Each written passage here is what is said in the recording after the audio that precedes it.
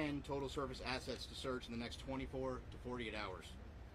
There are 2 ROVs actively searching, and several more are en route and will arrive by tomorrow morning. We've received incredible support with aviation assets from our Coast Guard Air Station in Elizabeth City, the Air National Guard, and Canadian Armed Forces. Today there are 2 back-to-back P3 flights.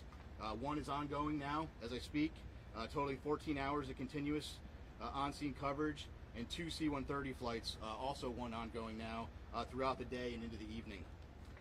Yesterday, a Canadian P3 detected underwater noises in the search area. As a result, ROV operations were relocated in an attempt to explore the origin of the noises. Although the ROV searches have yielded negative results, they continue. Additionally, the data from the P3 aircraft has been shared with our U.S. Navy experts for further analysis, which will be considered in future search plans. The surface search is now approximately 2 times the size of Connecticut, and the subsurface search is up to 2.5 miles deep, exponentially expanding the size of the search area. We also have to factor in the ever-changing weather conditions, currents, and sea states that expand the search area every hour. There is an enormous complexity associated with this case due to the location being so far offshore, and the coordination between multiple agencies and nations. We greatly appreciate the outpouring of support and offers to provide additional equipment. The Unified Command continues to prioritize assets and resources in order to provide the best capability in the most timely manner. This includes weighing multiple factors to identify the most effective resources available to the response operation. With careful consideration to timeliness of equipment arriving on scene, usefulness, and ability to deliver assets to the search area. Over the past 48 hours, we have, through incredible unity of effort, mobilized and implemented a tremendous amount of expertise and response capability. In addition to the ships and aircraft previously mentioned, we've dispatched 2 subject matter experts from U.S. Navy NAVSEA SUPSALV, who will serve as search coordinators on scene for underwater search operations. So I've been stressing unity of effort a lot in this statement, and that's because it is absolutely critical to this complex operation. Again, our thoughts and prayers are with the crew of the Titan and their loved ones. We will continue to work as hard and as quickly as possible in an effort to locate them. I will take a few questions, but before I do that, I do want I'm going to have each of the members of the team here just introduce themselves, and then I'll go ahead and take some questions. Good afternoon. I'm Paul Hankins. I'm the Director for Salvage Operations with the U.S. Navy's Supervisor of Salvage.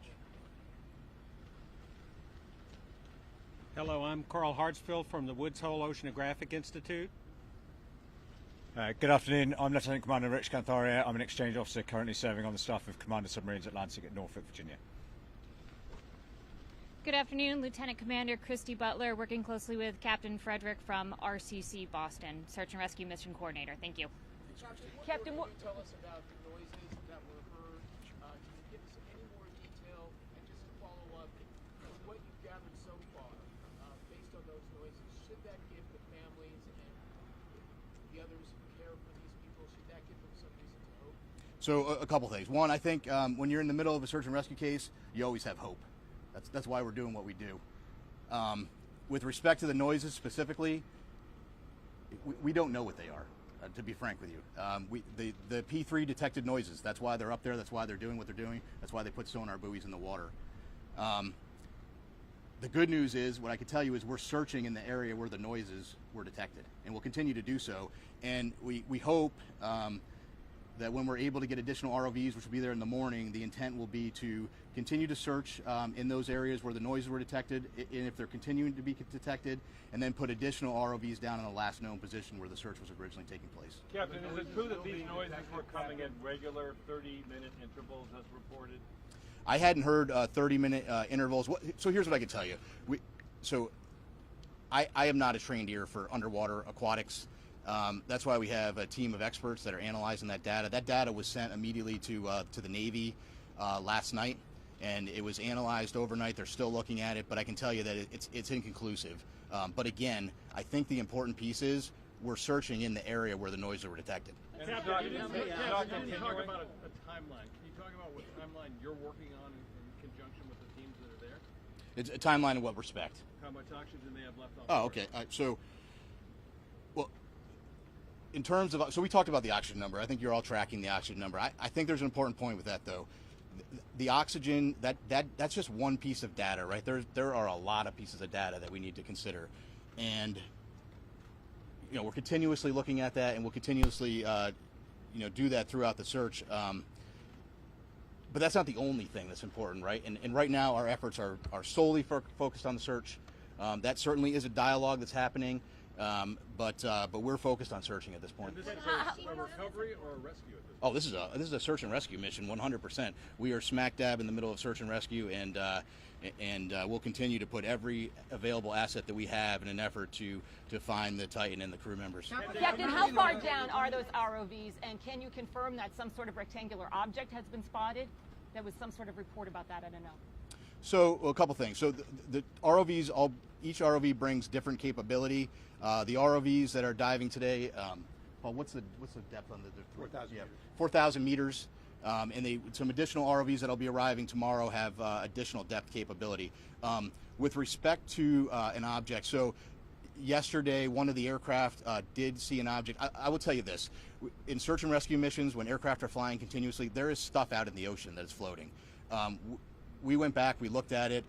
It wasn't. We didn't determine it to be debris. We don't think it correlates with the case, and it is not uncommon at all during an active search to see things, and then we go and look at them. So. Captain, just apart from BBC News, when were these noises first heard?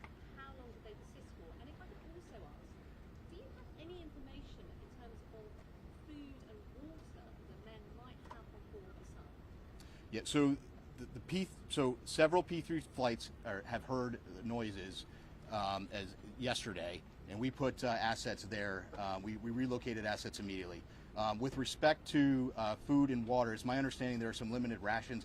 I can't tell you exactly how much they have aboard, but they do have some limited rations aboard the vessel. Speaking to the families, how much hope can you give them after hearing those noises? Listen, I think you need to be careful. We need to have hope, right? But I can't tell you what the noises are. But what I can tell you is, and I think this is the most important point, we're searching where the noises are, and that's all we can do at this point. Is that your best clue right now about the status of the submersible or those noises? And are the noises continuing now? Have they stopped or are they continuing? So I just wanted to. So it was my understanding that the P3 had heard some noises today as well. But so I do want to take just an opportunity to invite Carl to the podium just to talk a little bit about. He has a little bit more expertise in underwater acoustics, and maybe just to speak to that in general, because again, there are noises below the surface of the ocean, and so I'll just turn it to Carl. Carl, can you spell your name? Yes, Carl Hartsfield. So again, Carl Hartsfield from the Woods Hole Oceanographic Institution.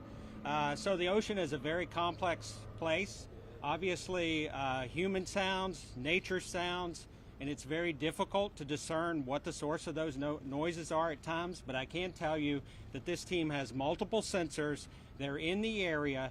They're sending data back expeditiously to the best in the world people to analyze that data, and then they're feeding the results of that analysis back to the unified team, and they're making decisions. So Woods Hole is here in an advisory role, but by our expertise, what I see is a very tight operational loop that's making decisions based on data, and nothing is ruled out. Are the noises continuing? He said he heard the noises this morning.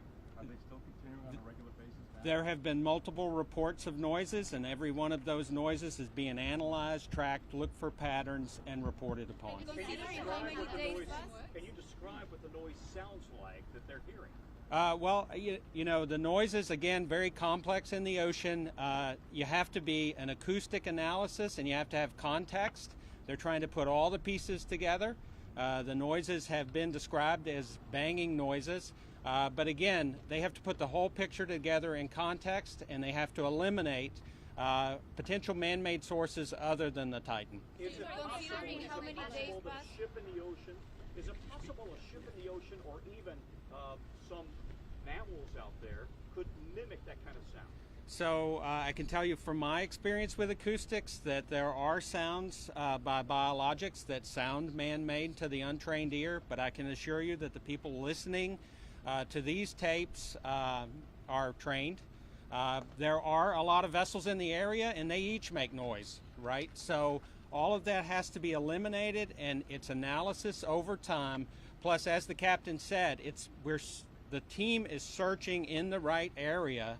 So if you continue to do the analysis, look for different patterns, and search in the right area, you're doing the best you possibly can do with the best people on the case.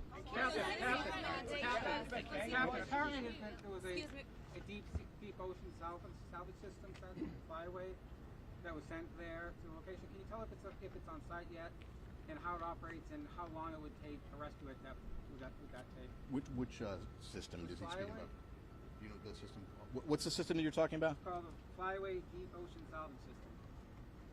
That's just a hydraulic. Yeah, that's a crane. Yeah, so that's what I thought. So that's a piece of equipment. It's a crane piece of equipment. There are a lot of pieces of equipment flowing in through St. John's right now. One thing I did want to mention, I think it's important. Some of the ROV capability that's arriving soon is really great, incredible capability. One thing I want to point out is that French team that's coming in to serve aboard with their equipment aboard a French ship. They bring some state-of-the-art equipment, and so once they get on, we're going to have more assets down to look, and we'll continue to put them where we think the best location is. Considering how many days passed, are you still optimistic that you're gonna find them both? So how many days? Did you ask how many days? Considering how many days passed? Well, so we have to remain optimistic and hopeful when you're in a search and rescue case. So we're right in the middle of the search and rescue case. So I don't want to get into a discussion about when that would end with respect to this case. What I will tell you, though, I'm happy to explain to you kind of how that process were to work. The Coast Guard prosecutes search and rescue cases on a daily basis, and sometimes we don't find what we're looking for, and you have to carefully consider all of the factors, and there are a lot of factors you consider. And then after you consider all of those factors, sometimes you're in a position where you have to make a tough decision. We're not there yet, but if we continue to search, potentially we could be at that point. But again, we're not there yet, and that's a discussion that we will have with the family long before I'm going to discuss that here publicly. What would the rescue operation look like? I'm sorry, ma'am. The likelihood that they can survive beyond tomorrow morning when the oxygen is expected to run out. Yeah, so I can't put a number on the I'm not going to put a percent. I don't have a percentage number. What I would tell you is that is just one data point, and there are more data points than that we have to look at. So right now we continue to search, and we'll have that later. Captain, if I could, who heard the noises, and how often do they hear the noises? Can you just give us any more specifics? Did Sure. they hear them this morning? Were they at 30-minute intervals? Just give us some more specifics. So the report. So And who described them as banging? Sorry, because this gentleman said banging. the noises were heard by a Canadian P3, and that was this morning and some yesterday. I don't know specifically or they're 30-minute intervals, but again, I really think the important point to that is we're in the air, we're searching there. We moved assets and we're searching there, and we'll continue to do so. Could you just elaborate? Go ahead. And I don't know if you mentioned this yet, but is the vessel itself, what's the likelihood that it's actually still operable at this hour, the vessel itself? Yeah, I don't. So listen, whether it's operable or whether it's sitting on the ocean floor, whether it's in the sea column, whether it's in the surface, it's all speculation, and we're just not in the business of speculation. We're in the business of searching, and we're putting everything we can with the data we have to search for the vessel. And I think we'll take one more question. Go ahead, sir. Just want to get a bit more about the role of the Navy and the assistance being provided, as well as the equipment that is being deployed. Yeah, so we asked for some additional subsurface support, and we got that through the Navy, through a liaison officer. He's just one of many team members, and we're greatly appreciative of the British government and all the support they've given us. Can we expect a daily update now on this? So I think the plan will be to do a daily like this. I'm not going to lock into that right now, but we'll keep you informed, and certainly if there's any major developments, we'll let you know. Thank you very much. Thank you so much for attending today's press briefing. That will conclude all questions. Thank you.